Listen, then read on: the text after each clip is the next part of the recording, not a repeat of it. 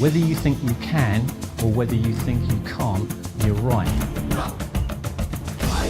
What return on investment do my clients typically get? Well, if I may use one example, a client I worked with close to 3 years ago now, they had some specific challenges around margins with regards to how their salespeople were selling and the competitive environment within which they were selling.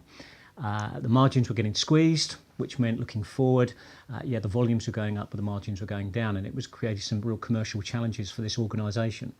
What I did was I went into the organisation, spent some time with salespeople, actively observing how they conducted their sales, the interactions they were having with their customers, and importantly, understanding some of the issues from the customer's perspective, not just from the salesperson's perspective.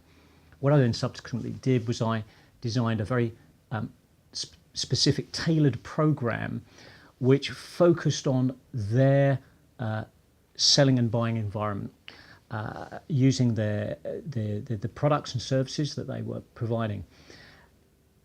Ultimately, with any training we do, we don't ultimately know what will happen. What statistically I do know, though, is there will be enough uplift to a degree.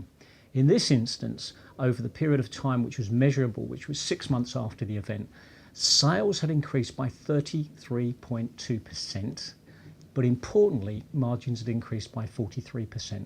And that was over a 6-month measurable period. So it was a classic example of where a training intervention, providing it was specifically tailored to the client, influenced the change in behaviours which got the results they're looking for. They have subsequently built on that, and they are continuing going through a very, very exciting growth curve, and I'm delighted to say that I'm still involved with that client.